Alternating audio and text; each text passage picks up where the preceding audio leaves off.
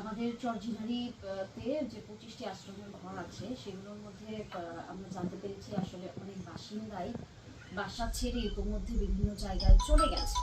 5ই August পরবর্তী সময়ে অনেকেই বাসা বাড়ি ছেড়ে চলে গেছে, আবার অনেকে আছে।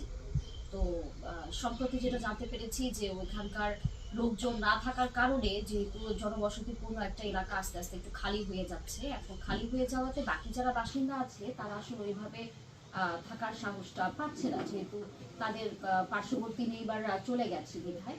তো এই যে ঘরগুলো তারা অনেকে খালি রেখে চলে গেছে, এই সুযোগে যতটা জানতে পারলাম যে আশেপাশের যারা উঠতি বয়সী ছেলেরা আছে অনেকে এখানে মাদকাসক্তিতে জড়িত হয়ে গেছে, এখানে আসে হয়তো আড্ডা দেয়। এই ব্যাপারে আমরা আমাদের হোসেনপুর থানাকে অবগত করেছি মাদকের বিরুদ্ধে যারা এই স্পটটাকে মোটামুটি একটা হটস্পট বিবেচনা করে, যেন অভিযান পরিচালনা করে।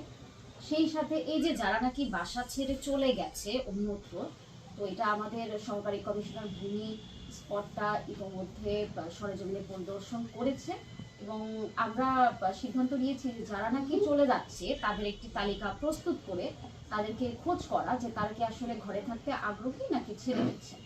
তো এই বিষয়গুলো সার্বিক বিবেচনায় নিয়ে আমরা পরবর্তী পদক্ষেপ গ্রহণ করব।